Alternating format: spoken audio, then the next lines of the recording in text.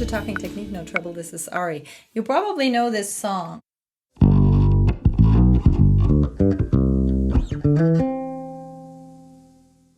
Probably at this spot. This really gives it away. So this is Ben Harper, Steal My Kisses. And sort of paraphrasing the groove here. But this little thing is just super sweet. What is it? It's a 10th. It's sliding up to the 10th and then up to the higher root. So this chord change here is C. The song is essentially a 1-4-5 song. And goes to the flat 7 at one point, but that's basically all it is. And Juan Nelson is the bass player. If you haven't checked him out, I highly recommend you go on YouTube and check out some of his live stuff. He likes doing these groove solos that he sings to, and it's really inspiring and fun to watch. So but I thought I'd talk a little bit about tenths, because tenths are a very interesting stylistic device. They draw a lot of attention. They lend themselves to slides very well, and they are a technical challenge because we have to jump. So in today's episode, I'm going to show you a 1-6-4-5 groove in the key of D. And we're going to build it up from really simple, straightforward, just staying on the root, then expanding it to using root 5-8, then expanding it to the use of the 10th, and then including a slide with the use of the 10th.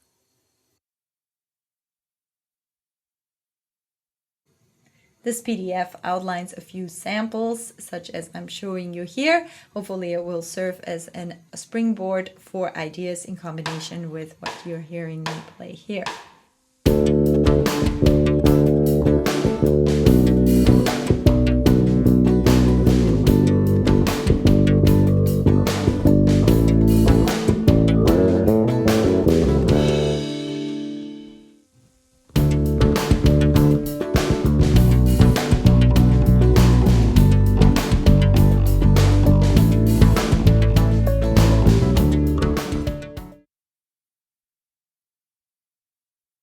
Step 2, let's add the fifths and the octaves. Fifths and octaves sound very stable. If you are in a situation where you are asked or tasked with coming up with a groove, think about root 5s, fifths, and eighths.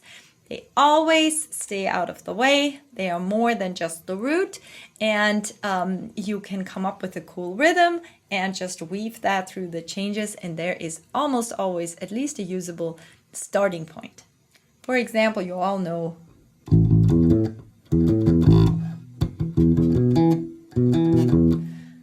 to paraphrase the Eagles, Hotel California. But root 5-8 grooves are time-tested and proven, so it's always a great idea to try out.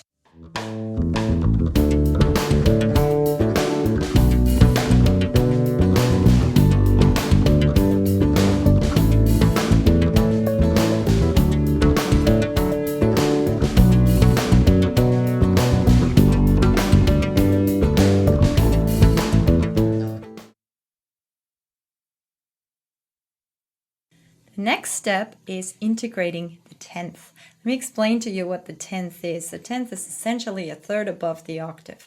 For the D major, the 10th would be the F sharp. You know, you could go one chord, that's the D major, and then the 6th chord would be the B minor, and you could finger it like that. And then the G is here, and then the A is here, right? But I recommend you don't. Reason being, we're working our way up to include a slide. And once you include the slide, you're actually better off jumping. So what does that look like for D?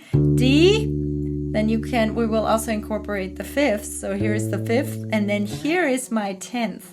The challenge is it's a big jump. So you want to already look before your hand is there where you're going to end up. So those are big jumps. If you can feel them without looking, that's great. Otherwise, entirely fine to take a peek. And let's make a groove out of that. Roots, fifths, and tenths. And again, resist the urge to just do this, which would be, you know, from a fingering standpoint a little bit easier, but we're going to include the slide in a minute, so we really need that jump in there. Here's tempo 100, and as you're getting more used to these jumps, you can include more notes of the D major scale, especially in the end of the bar. If you, in the end of the measure, after that 10th, include a few other notes out of D major, it nicely provides a transition into the next chord change.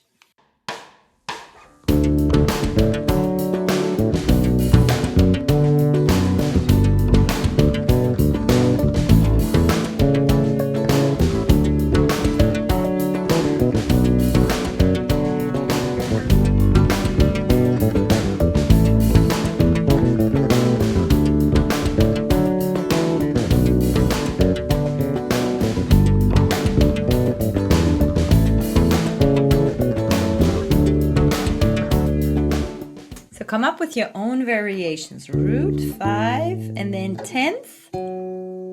The D is major, that's the root. The B is the only one that's minor out of the bunch. 5, 10th. And you can finger this one on the E string, or you can finger it on the A string and then go up to the G string. Either way works. And then the G is major and the A is major. Okay, and then when you put little fillers in, just use notes out of the D major scale.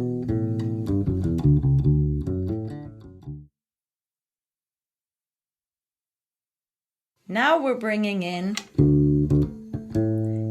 the slide that I promised you. So it's basically Ben Harper. So all we're going to do is come up with some rhythm and then target to the third and the octave on top. So the third of the D major is F sharp. So now I have to go all the way up here and play the octave on top. So that sounds really hip. Let's paraphrase Ben here for a second and just in essence play that idea that he uses in the verse consistently over our chord changes here.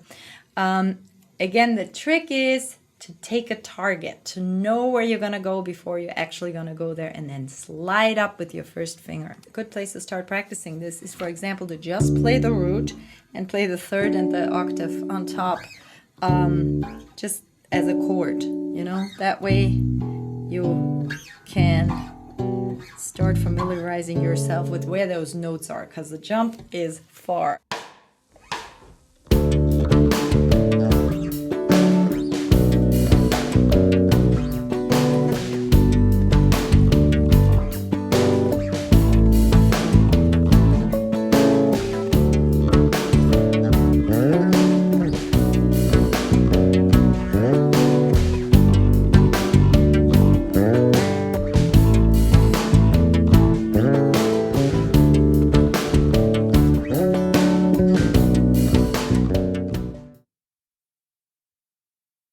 One way to do the slide is to slide from either a whole step or a half step below the target note. So which one should you choose? You always have the option to go chromatic. Chromatic sounds hip, right? Even sounds bluesy in this case because it's a flat 3 sharp 9. It's the F in the D major context, so it sounds bluesy, right? But also the E would work. For the B, you have either the option to use the C sharp, and I would say that's the best option most likely because we're in D major, and so C sharp is part of the scale. And then for the B, likely come from the A, or you could also come from the B flat. So, and for the A, I would also go slide up from the C, because it gives you a little bit of a bluesy twinge, which is lovely, especially on the 5 chord.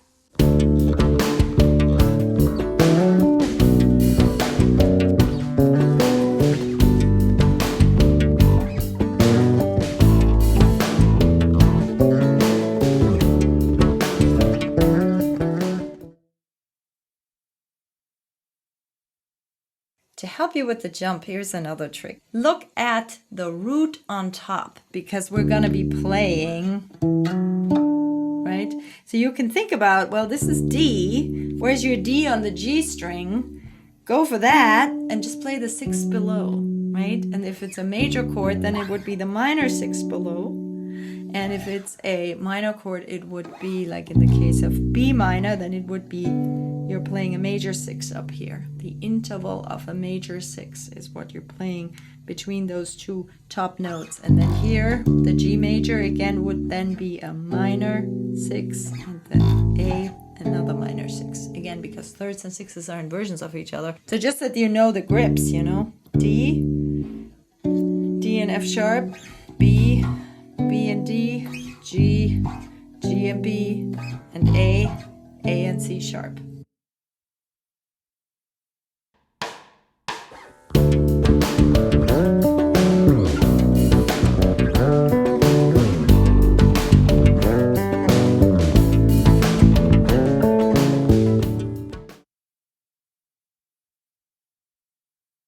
And in this version, you have to beat on the top note.